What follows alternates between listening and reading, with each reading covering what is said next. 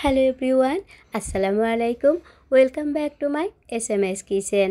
আমি মধু হাজির হয়ে গিয়েছি ছোট্ট একটি ভিডিও ক্লিপ নিয়ে। আশা করি কম বেশি সবারই অনেক বেশি ভালো লাগবে। থাই স্যুপ আমরা পছন্দ করি না, আমার মনে হয় এমন লোক খুবই কম পাওয়া যাবে।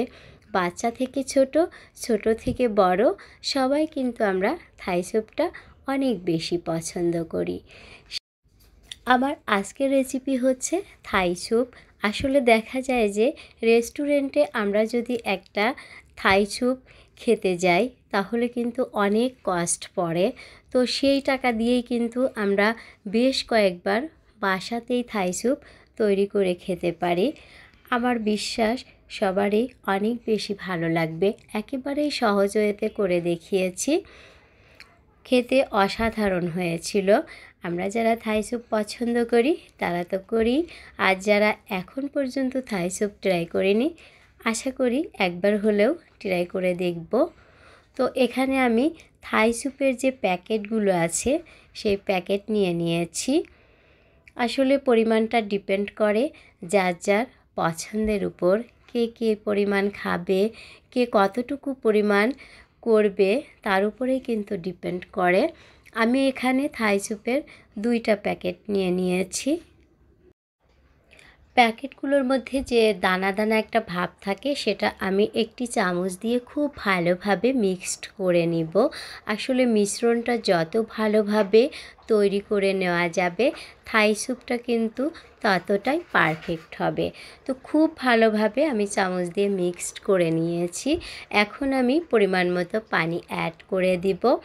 ডিপেন্ড করে যার যার পছন্দের উপর। আমি আমার পছন্দ মতো নিয়ে নিয়েছি, তোমরা তোমাদের পছন্দ মতো নিয়ে নিলেই হবে। পানিটা দেওয়ার পরেও কিন্তু খুব ভালোভাবে মিক্সড করতে হবে। আসলে কিছু কিছু রেসিপি ডিপেন্ড করে কিন্তু মিক্সড করার উপরে। এই থাই স্যুপটা যদি খুব ভালোভাবে মিক্সড না করে নেওয়া যায় তাহলে কিন্তু দলা বেঁধে যাবে, আর দলা বেঁধে থাকলে থাই স্যুপটা কিন্তু খেতে একেবারেই ভালো লাগবে না। তাই প্রসেসটা যত ভালোভাবে করে নেওয়া যাবে থাই স্যুপটাও কিন্তু ততটাই লোভনীয় আর মজাদার হবে। তো আমি কিন্তু খুবই ভালোভাবে মিক্সড করে নিয়েছি। যারা আমার চ্যানেলটিকে সাবস্ক্রাইব করেছো তাদেরকে অসংখ্য অসংখ্য ধন্যবাদ। আর যারা এখনও আমার চ্যানেলটিকে সাবস্ক্রাইব করোনি আশা করি তোমরাও চ্যানেলটি সাবস্ক্রাইব করে দিবে।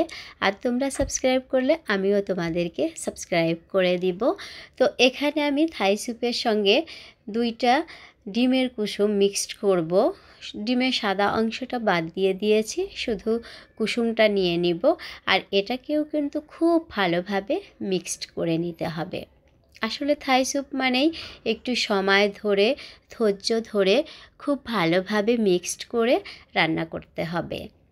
আমরা যখন রেস্টুরেন্টে থাই স্যুপ খাই, থাই স্যুপটা কিন্তু অনেক বেশি কস্ট। সেই টাকা দিয়েই কিন্তু বাসাতে আমরা অনায়াসে 2 থেকে 3 বার খুব ভালোভাবে তৈরি করে খেতে পারি। এবং সবচেয়ে বড় কথা যেটা হচ্ছে, বাইরের খাবার হচ্ছে আনহেলদি আর বাসার খাবার হচ্ছে হেলদি। তো এই পর্যায়ে আমি যে থাইটা মিক্সড করে রেখেছিলাম এর মধ্যে কুসুম মিক্সটা দিয়ে খুব ভালোভাবে মিক্সড করে নিব। এই কাজটা কিন্তু অবশ্যই ঠান্ডা অবস্থায় করে নিতে হবে। আর এদিকে থাই স্যুপটা আমি চিকেন দিয়ে করব। আসলে চাইলে কিন্তু প্রন দেওয়া যায় এর মধ্যে, তো আমি শুধু চিকেন দিয়ে করেছি। চিকেনগুলো খুব ভালোভাবে পরিষ্কার করে ধুয়ে নিয়েছি। আর এর মধ্যে অ্যাড করে দিব 1/2 চা চামচ পরিমাণ লাল মরিচের গুঁড়া, 1/2 চা চামচ পরিমাণ কালো গোলমরিচের গুঁড়া, 1/2 চা চামচ পরিমাণ লবণ, আর সেই সঙ্গে অ্যাড করে দিব 1 চা চামচ পরিমাণ সয়া সস আর আদা রসুন বাটা। ব্যাস, এগুলো দিয়ে মিক্সড করে নিলেই কিন্তু চিকেনটা রেডি হয়ে যাবে। একেবারেই সহজ ওয়েতে করে দেখিয়েছি, আশা করি কম বেশি সবারই ভালো লাগবে। থাই স্যুপটা বাচ্চাদের অনেক বেশি পছন্দের একটি রেসিপি, তাই চাইলে আমরা কিন্তু ঘরেই এইভাবে এই থাই স্যুপটা বাচ্চাদের জন্য তৈরি করে দিতে পারি। তো চিকেনটা খুব ভালোভাবে মিক্সড করা হয়ে গিয়েছে। এখন আমি থাই স্যুপটা রান্না করার জন্য চলে যাব কিচেনে গিয়ে আমি খুব ভালোভাবে থাই স্যুপটা করে নিব। তো চলে এসেছি কিচেনে, চুলায় একটা ফ্রাই প্যান বসিয়ে প্যানটা খুব ভালোভাবে গরম হয়ে গিয়েছে। এই পর্যায়ে এখানে আমি অ্যাড করে দিব সামান্য একটু অলিভ অয়েল। কেউ চাইলে কিন্তু এটা বাটার দিয়েও করে নিতে পারেন। তেলটা খুব ভালোভাবে গরম হয়ে গিয়েছে। এখন এই পর্যায়ে এখানে আমি অ্যাড করে দিব মিক্সড করা চিকেনটাকে দিয়ে খুব ভালোভাবে একটু নেড়ে চেড়ে মিক্সড করে নিব। চিকেনটা রান্না করতে কিন্তু খুব একটা বেশি সময় লাগবে না, কারণ হচ্ছে এটা একেবারেই সহজ ওয়েতে করেছি। আর তাছাড়া আমরা যে একটু ম্যারিনেট করে রেখেছিলাম, এতে কিন্তু চিকেনটা অনেক সফট হয়ে গিয়েছে। আর এর কারণে চিকেনটা রান্না করতে কিন্তু খুব একটা বেশি সময় লাগবে না। আসলে থাই স্যুপটা করতে খুব একটা বেশি সময় লাগে না, কম বেশি আমরা সবাই জানি। যারা আমার চ্যানেলটিকে সাবস্ক্রাইব করেছো তাদেরকে অসংখ্য অসংখ্য অসংখ্য ধন্যবাদ। আর যারা এখনও আমার চ্যানেলটিকে সাবস্ক্রাইব করোনি, আশা করি তোমরা আমার চ্যানেলটিকে সাবস্ক্রাইব করে দিবে। আমার চ্যানেলটিকে যারা সাবস্ক্রাইব করবে, আমিও তাদের চ্যানেলটিকে সাবস্ক্রাইব করে দিব ইনশাল্লাহ। অবশ্যই নিয়ম মেনে সাবস্ক্রাইব করতে হবে, নইলে ইউটিউব থেকে আনসাবস্ক্রাইব করে দিবে। এই জন্য আমরা যারা নতুন ইউটিউবার আছি, ছোট ছোট চ্যানেল আমাদের যাদের, তারা কিন্তু একটু নিয়ম মেনে সবাই যদি সবার পাশে থাকি, তাহলে কিন্তু খুব সহজেই আমরা ভালো কিছু করতে পারবো। তো সেদিকে খেয়াল রেখেই আমরা সবাই সবার চ্যানেলে গিয়ে কমেন্টস করব, সাবস্ক্রাইব করব। অনেকেই আছে স্প্যাম কমেন্ট করে। আসলে স্প্যাম কমেন্ট কিন্তু উভয় চ্যানেলের জন্যই ক্ষতিকর। তো এগুলো মাথায় রেখেই কিন্তু আমাদেরকে অন্যের চ্যানেলে যেতে হবে এবং ভিডিওগুলো দেখতে হবে। তো চিকেনটা কিন্তু খুব ভালোভাবে ফ্রাই করা হয়ে গিয়েছে। এই পর্যায়ে আমি থাই যে আদাটা আছে, থাই আদা আর হচ্ছে থাই পাতা, এটা অ্যাড করে দিব। আসলে পাতা না, গুঁড়ার সাইডটা আমি নিয়ে নিয়েছি।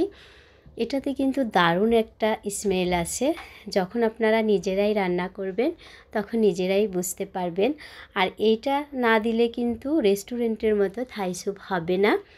আমরা তো রেস্টুরেন্টে যখন থাই স্যুপ খাই, তখন চিন্তা করি যে রেস্টুরেন্টের থাই স্যুপটা এত বেশি মজার হয় কেন।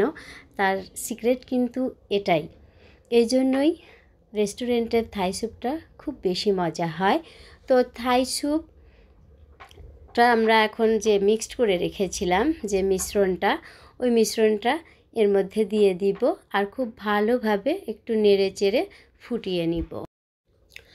খুব ভালোভাবে ফোটানো হয়ে গেলে এখানে আমরা অ্যাড করে দিব হচ্ছে হাফ চামচ মতো, এখানে আমি নিয়ে নিয়েছি টমেটো সস আর হচ্ছে চিলি সস। এই দুইটা কিন্তু খুব ভালোভাবে মিক্সড করে দিলে থাই স্যুপটার স্বাদ একেবারে অন্যরকম হয়ে যাবে। যারা তোমরা থাই স্যুপের রেসিপি এর আগে করে খেয়েছো তারা তো জানোই, আর যারা এখনও করনি, আমি বলবো একবার হলেও ট্রাই করে দেখবে। আমার বিশ্বাস তোমাদেরও অনেক বেশি ভালো লাগবে। তো খুব ভালোভাবে মিক্সড করে নিব, আর মিক্সড করে 2-1 মিনিট মতো জাল করে নিলেই কিন্তু অলমোস্ট রেডি হয়ে যাবে থাই স্যুপ। থাই স্যুপটা করতে খুব একটা বেশি সময় লাগে না। যারা আমরা এই রেসিপি করেছি তারা খুব ভালোভাবে জানি। তো অলমোস্ট ডান হয়ে গিয়েছে থাই স্যুপ। দেখতে কিন্তু অসাধারণ হয়েছে, আর এটা খেতেও কিন্তু অত্যন্ত লোভনীয় হয়েছিল। তোমরা যারা থাই স্যুপ খুব বেশি পছন্দ করো, আমি বলবো একবার হলেও ট্রাই করে দেখবে। তো এই ছিল হচ্ছে আমার আজকের আয়োজন। আবারও আমি নতুন কোনো রেসিপি নিয়ে সবার মাঝে হাজির হয়ে যাব। আশা করি সবারই কম বেশি ভালো লাগবে। সবাই অনেক বেশি ভালো থেকো, আমাদের জন্য দোয়া করো। আমিও সবার জন্য অনেক অনেক অনেক বেশি দোয়া করি। যে যেখানে আছো সবাই অনেক বেশি ভালো থেকো। সবসময় SMS কিচেনের সঙ্গেই থেকো। আজ এ পর্যন্তই, আবারও নতুন কোনো রেসিপি নিয়ে হাজির হয়ে যাব। আল্লাহ হাফেজ।